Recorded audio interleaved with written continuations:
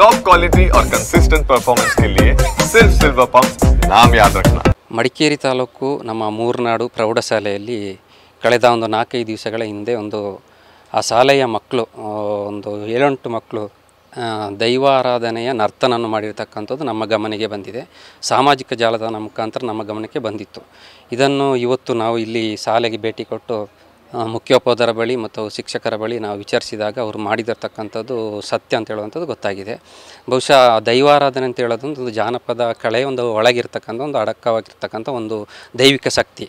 ಅದನ್ನು ಇವತ್ತು ಕಂಡಲ್ಲಿ ಪ್ರದರ್ಶನ ಮಾಡುವಂಥದ್ದು, ಇವತ್ತು ಶಾಲಾ ಕಾಲೇಜುಗಳಲ್ಲಿ ಮಾಡುವಂಥದ್ದು, ಪ್ರತಿಭಾ ಕಾರಂಜಿಯಲ್ಲಿ ಕಾರ್ಯಕ್ರಮದಲ್ಲಿ ಪ್ರದರ್ಶನ ಮಾಡುವಂಥದ್ದನ್ನು ನಾವು ಕಳೆದ ಅನೇಕ ವರ್ಷದಿಂದ ನಾವು ನೋಡ್ತಿದ್ದೀವಿ.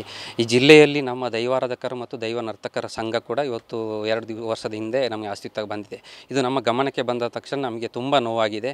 ಇದು ದೈವಾರಾಧನೆಗೆ ಮಾಡಿರತಕ್ಕಂಥ ದೊಡ್ಡ ಒಂದು ಅವಮಾನ. ಯಾಕೆಂದರೆ ಎಲ್ಲರೂ ಕೂಡ ಇದನ್ನು ದೈವ ಆರಾಧನೆ ಮತ್ತು ದೈವ ನರ್ತನೆ ಮಾಡೋಕ್ಕೆ ಸಾಧ್ಯ ಇಲ್ಲ. ಯಾಕೆಂದರೆ ಅದಕ್ಕೆ ಆದಂಥ ಒಂದು ಕಟ್ಟಿದೆ, ಕಟ್ಟಿನ ಕ್ರಮ ಇದೆ. ಯಾಕೆಂದರೆ ಅದರದ್ದು ಪರಿಶಿಷ್ಟ ಜಾತಿಗೆ ಸಂಬಂಧಪಟ್ಟಂಥ ಪಂಬದರು, ಪರವರು ಮತ್ತು ನಳಿಕೆ ಸಮುದಾಯದವರು ಮಾಡುವಂಥ ದೈವ ನರ್ತನ. ಅದನ್ನು ಇವತ್ತು ಶಾಲೆ ಕಾಲೇಜಿನ ಮಕ್ಕಳು ಕೂಡ ಇವತ್ತು ಮಾಡ್ತಕ್ಕಂಥದ್ದು ನಮಗೆ ತುಂಬ ನೋವು.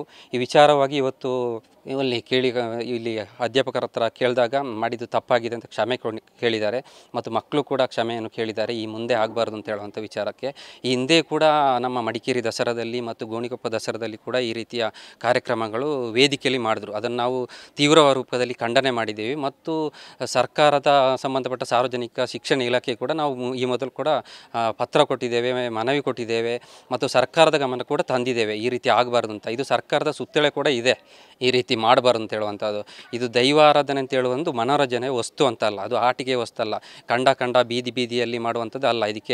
ಇದು ಸಿರಿ ಕಟ್ಟುವಂಥದ್ದು, ಕಾಲಿಗೆ ಗಗ್ಗರ ಹಾಕುವಂಥದ್ದು ಮತ್ತು ತಲೆಗೆ ಅದಕ್ಕೆ ಆಗಿರ್ತಕ್ಕಂಥ ಬೇರೆ ಬೇರೆ ವೇಷಭೂಷಣ ಇದೆ ದೈವ ನರ್ತಕರಿಗೆ. ಅದನ್ನು ಮಾಡುವಂಥದ್ದು ದೊಡ್ಡ ಅಪರಾಧ. ಅದು ಒಂದು ಸಮಯ ಹೆಚ್ಚಿನ ಅಂಶ ಮಕ್ಕಳಿಗೆ ಯಾರಾದರೂ ಹೊಸ ಆವೇಶ ಒಳಗೆ ಬಂದರೆ ಖಂಡಿತವಾಗಿ ಮಕ್ಕಳಿಗೂ ಕೂಡ ಒಂದು ಮುಂದಿನ ದಿನದಲ್ಲಿ ತೊಂದರೆ ಆಗುವಂಥ ಸಂಭವ ಇದೆ. ಇದು ಅವರ ಪೋಷಕರು ಕೂಡ ತಿಳ್ಕೊಳ್ಬೇಕು ಮತ್ತು ಶಿಕ್ಷಣ ಕಲಿಸುವಂಥ ಮುಖ್ಯೋಪಾಧ್ಯಾಯರು ಕೂಡ ಅವರು ತಿಳುವಳಿಕೆ ಇರುವವರು. ಅವ್ರು ಯಾಕೆ ಈ ರೀತಿ ಮಾಡಿದ್ರು, ಮಕ್ಕಳಿಗೆ ಇದು ಈ ರೀತಿಯ ವ್ಯವಸ್ಥೆಯನ್ನು ಮಾಡಬಾರ್ದು. ಪಠ್ಯ ಜೊತೆಗೆ ಪಠ್ಯೇತರ ಬೇರೆ ಬೇರೆ ಕಾರ್ಯಕ್ರಮಗಳು ಮಾಡೋಕ್ಕಂಥ ಅವಕಾಶಗಳು ಬೇಕಾದಷ್ಟಿದೆ, ಅದನ್ನು ಮಾಡಲಿ. ಅದು ಬಿಟ್ಟುಬಿಟ್ಟು ದೈವಾರಾಧನೆ ಮಾಡಿದ ಕಾರ್ಯಕ್ರಮ ಮಾಡಿದ್ರೆ ಎಲ್ಲರೂ ಚಪ್ಪಾಳೆ ಹೊಡಿತಾರೆ, ಸಿಲ್ಲೆ ಹೊಡಿತಾರೆ ಅಂತ ಹೇಳ್ತಾರೆ, ಮನೋರಂಜನೆ ಸಿಗ್ತದೆ ಅಂತ ಹೇಳಿದ್ರೆ ಆ ದೈವಾರಾಧನೆ ಮಾಡುವಂಥ ಒಂದು ಪರಿಶಿಷ್ಟ ಜಾತಿಯ ಸಮುದಾಯಕ್ಕೆ ಯಾವ ರೀತಿ ನೋವಾಗಬೇಕು ಹೇಳಬೇಕಲ್ಲ. ಬೇರೆ ರೀತಿಯಲ್ಲಿ ಇವ್ರನ್ನೇ ಇಂಥ ಮಕ್ಕಳನ್ನೇ ಕೊಡ್ಬಿಟ್ಟು ಈ ಕೊಡಗು ಜಿಲ್ಲೆಯಲ್ಲಿ ಅನೇಕ ಕಡೆಯಲ್ಲಿ ನೇಮೋತ್ಸವ ಕೋಲ ನಡೀತದೆ. ಅಂಥದ್ರಲ್ಲಿ ಇಂಥ ಮಕ್ಕಳನ್ನೇ ಹೋಗ್ಬಿಟ್ಟು ನೇಮ ಕಟ್ಸ್ಬೋದಲ್ಲ, ಇದು ತಪ್ಪಲ್ಲ. ಇದಕ್ಕೆ ದೈವಾರಾಧನೆಗೆ 1000 ವರ್ಷದ ಇತಿಹಾಸ ಇದೆ. ಅದು ಅನೇಕ ವರ್ಷದಿಂದ ಪಾರಂಪರಿಕವಾಗಿ ಬಂದಿರತಕ್ಕಂಥ ಒಂದು ದೈವಿಕ ಶಕ್ತಿ. ಅದನ್ನು ದಾರಿಯಲ್ಲಿ ಬೀದಿಯಲ್ಲಿ ಮಾಡ್ತಕ್ಕಂಥ ತಪ್ಪು. ಜೊತೆಗೆ ಇವತ್ತು ಈ ಶಾಲೆಯಲ್ಲಿ ಮಾಡಿರ್ತಕ್ಕಂಥ ನಮಗೆ ತುಂಬ ನೋವಾಗಿದೆ. ಅವರು ಅಧ್ಯಾಪಕರು ಕ್ಷಮೆ ಕೋರಿದ್ದಾರೆ. ನಾವು ಕೂಡ ಅದನ್ನು ಗಮನಕ್ಕೆ ತಂದು ಮುಂದೆ ಯಾವುದೇ ಈ ಜಿಲ್ಲೆಯಲ್ಲಿ ಈ ರೀತಿ ಆಗಬಾರ್ದು ಅಂತೇಳಿ ನಾವು ದೈವಾರಾಧಕರು ಮತ್ತು ದೈವ ನರ್ತಕರ ಸಂಘ ಅದನ್ನು ಖಂಡನೆ ವ್ಯಕ್ತಪಡಿಸೋ ಜೊತೆ ಅವರಿಗೆ ಒಂದು ಮುನ್ನೆಚ್ಚರಿಕೆ ನಾವು ಹೇಳ್ಕೊಳ್ತಾ ಇರ್ತೀವಿ.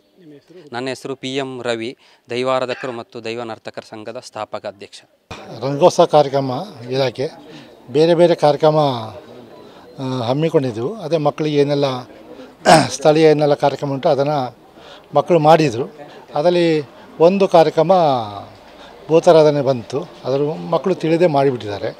ಹಾಗಾಗಿ ಮಕ್ಕಳಿಗೆ ನಾವೀಗ ತಿಳುವಳಿಕೆ ಹೇಳಿದ್ದೀವಿ, ಇನ್ನು ಮುಂದೆ ಹೀಗೆ ಮಾಡಬಾರ್ದು ಮತ್ತು ನಮ್ಮ ಶಾಲೆಯಲ್ಲಿ ಇನ್ನು ಮುಂದೆ ಈ ಕಾರ್ಯಕ್ರಮ ಹಮ್ಮಿಕೊಳ್ಳೋದಿಲ್ಲ. ಹಾಗಾಗಿ ಮಕ್ಕಳಿಗೆ ನಾವು ತಿಳಿಕೊಡ್ತೀವಿ, ಅವರು ಅದನ್ನು ಅನುಪಾಲನೆ ಮಾಡ್ತಾರೆ.